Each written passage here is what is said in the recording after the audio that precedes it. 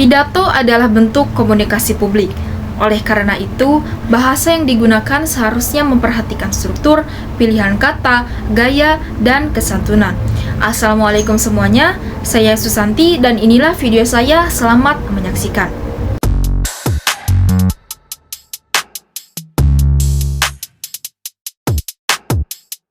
Tanpa mengurangi rasa hormat, di sini saya akan mengupas sebuah video dari tokoh agama yaitu Habib Bahar bin Smith dari sisi kebahasaan, bukan dari sisi politik ataupun agama, tapi murni dari sudut pandang kaidah bahasa Indonesia. Baik, mari kita mulai dari diksi atau pilihan kata. Pada menit 2.15 hingga 3.30, ini videonya. Siang mereka tidak megang pena, siang mereka bukan basah dengan air mata, siang mereka memegang pedang, bersimbah darah, mengorbankan jiwa dan nyawa demi kemerdekaan Republik Indonesia, saudara-saudara. Oleh karena kalian para santri-santri kita, para santri, tanamkan dalam diri kita jiwa-jiwa dan ruh para santri-santri dan ulama, para pejuang-pejuang terdahulu. Saudara-saudara, sekarang memang betul Indonesia telah merdeka. Kita telah merdeka dari Jepang, kita telah merdeka dari Belanda, kita telah merdeka dari penjajah, tapi kita belum merdeka dari 9 naga, betul? Kita masih dijajah ekonominya, kita belum merdeka dari para koruptor, belum merdeka dari para pemerintah kotor, belum merdeka dari para pejabat yang zalim. Kita telah merdeka dari penjajah Jepang, kita telah merdeka dari Belanda, tapi kita belum merdeka dari maksiat, belum merdeka dari mungkarat, belum merdeka dari dhalalat, belum merdeka dari sayyiat. Oleh karenanya saudara-saudara sekalian yang dimuliakan oleh Allah, khususnya para pemuda-pemudi Indonesia, berjuanglah engkau untuk bangsa, berjuanglah engkau untuk Indonesia, berjuanglah engkau untuk merah putih. Secara makna, kata-kata ini bersifat konotatif dan emosional. Tujuannya yaitu jelas, membangkitkan amarah dan semangat para pendengar. Namun, dalam kaidah bahasa Indonesia, pilihan kata yang terlalu kasar atau bermuatan caci maki dapat melanggar prinsip ketetapan dan kesantunan berbahasa. Diksi yang baik adalah yang kuat namun tetap menjaga etika komunikasi. Selanjutnya masuk ke gaya bahasa. Pada menit 5.00 hingga 6.20, ini videonya. Kalah mengorbankan rakyat demi kepentingan perut dan partainya, betul? Pahlawan zaman dulu, mereka mengorbankan jiwa, nyawa, darah, harta untuk memerdekakan bangsa. Pejabat-pejabat sekarang, mereka bukan berkorban untuk negara, tetapi negara yang mereka korbankan untuk urusan perutnya. Bangsa yang jadi korban, rakyat yang jadi korban, Indonesia yang jadi korban. Mereka hidup senang, mereka hidup kenyang, rakyat mati kelaparan, rakyat susah, rakyat menderita. Oleh karenanya, wahai para pemuda-pemudi Indonesia, sekarang bukan saatnya bagi kalian untuk bermain-main, bukan saatnya bagi kalian untuk bercanda-bercanda. Sekarang saatnya bagi kita untuk bangkit. Kenapa? Karena kalian satu-satunya, kita para santri, para pemuda-pemudi Islam yang tidak bisa dijual, tidak bisa dibeli oleh orang-orang Cina, tidak bisa dibeli oleh orang-orang komunis, tidak bisa dibeli, tidak bisa disogok oleh para taipan-taipan. Presiden bisa mereka beli. Bagi orang-orang yang ingin merampok harta rakyat, bagi orang-orang yang ingin merusak Indonesia, presiden bisa dibeli, tentara bisa mereka beli, polisi bisa mereka beli, menteri bisa mereka beli, tetapi mereka lupa, mereka lalai. Gaya bahasa seperti ini sering digunakan dalam pidato untuk memperkuat emosi. Dalam sastra, ini bisa digunakan sebagai majas ekspresif. Namun, jika digunakan secara berlebihan dan menyerang pribadi ataupun kelompok, maka bisa menyalahi prinsip komunikasi publik yang membangun. Selanjutnya, coba perhatikan menit ke 7.45 hingga 8.30. Terbang, wahai Kapten Patimura, wahai para pahlawan-pahlawan Indonesia, kalian berjuang untuk bangsa, kalian mengorbankan jiwa kalian untuk merdekanya Indonesia. Tetapi coba kalian lihat pejabat-pejabat sekarang, bukankah kalian berkata bahwasanya kalian titip ini negara, kalian titip ini negeri, kalian titip ini bangsa kepada mereka, tetapi mereka yang kalian berikan amanah, mereka khianat. Wahai Bung Karno, dengarkan suara kami rakyatmu dari dalam kuburmu. Wahai Bung Karno, engkau punya anak Megawati. Bung Karno, dia berkata bahwasanya dia tidak butuh kepada Islam, dia selalu menyerang Islam, dia ingin memenjarakan para ulama. Wahai Bung Karno. Kalimat seperti ini memang efektif untuk membakar semangat.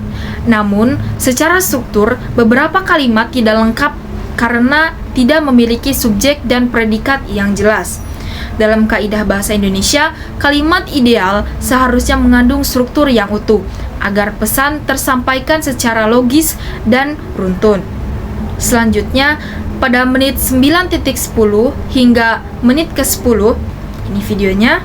Banyak mereka jual bangsa, mereka jual rakyat, mereka jual aset-aset negara, mereka jual kekayaan alam Indonesia. Wahai Indonesiaku, wahai merah putihku, demi Allah, bebaskanlah dirimu, wahai merah putih. Bebaskanlah dirimu dari maksiat, dari mungkarat, dari para koruptor, dari para pejabat-pejabat yang zalim. Wahai Garudaku, merdekakanlah dirimu, bebaskan dirimu dari cengkraman sang naga. Wahai Garuda, terbanglah engkau meninggi di tempat yang tinggi, tunjukkan keperkasaanmu. Wahai Garuda, engkau dibuat oleh Sultan Syarif Hamid Al-Gadri sebagai lambang keperkasaan, sebagai lambang kekuatan, sebagai lambang yang tinggi. Hanya Indonesia lambang Garuda yang bikin Sultan Hamid Al-Gadri sebagai beliau adalah orang soleh. Alur pidato berpindah-pindah topik tanpa transisi yang jelas. Kita tidak menemukan penghubung logis antara kalimat atau paragraf. Inilah yang disebut kurangnya kohesi dan koherensi. Kohesi artinya keterpautan antara kalimat. Koherensi adalah keterpautan ide antar paragraf. Pidato yang baik harus mengalir, tidak meloncat-loncat agar mudah dipahami audiens. Selanjutnya, menit ke 11.30 hingga 12.45. Dahulu ada yang macam-macam sama Indonesia, akan Allah hinakan dia lebih dahulu. Mudah-mudahan Allah jadikan Indonesia negara yang baik. Allah berikan pemimpin yang baik, pemimpin yang adil. Amin amin rabbal alamin. Terakhir, sebelum saya tutup, sedikit ingin saya sampaikan. Kemarin ada seorang ustadz-ustadzan, saudara-saudara. Ustadz goblok, ustadz bodoh, ustadz tolol.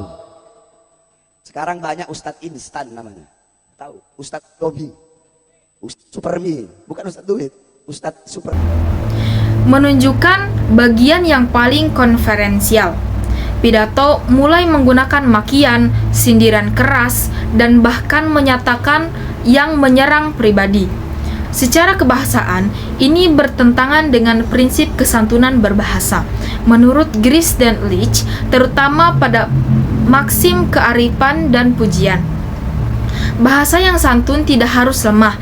Bahasa bisa tetap tajam, tapi disampaikan dengan elegan, bukan dengan umpatan.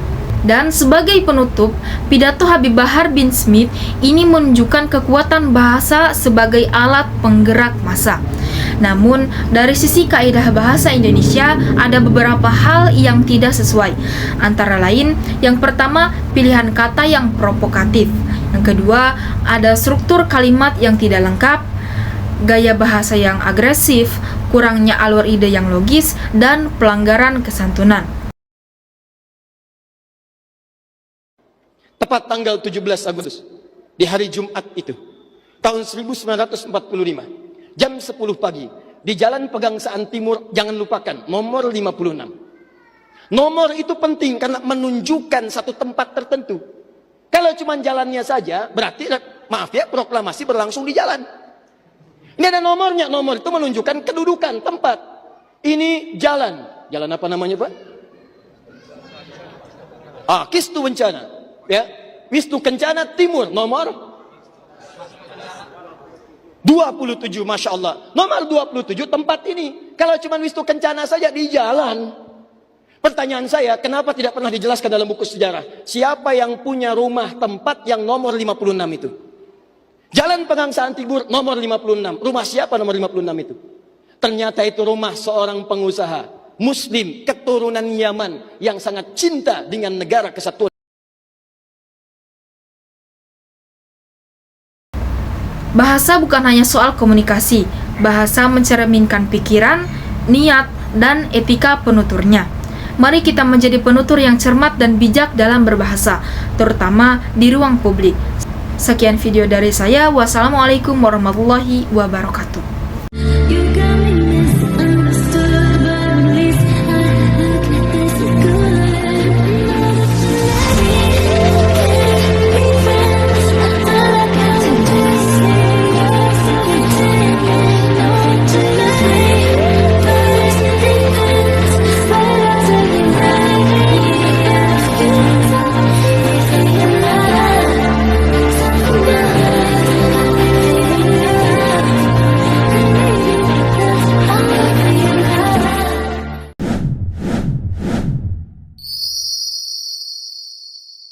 Thank you.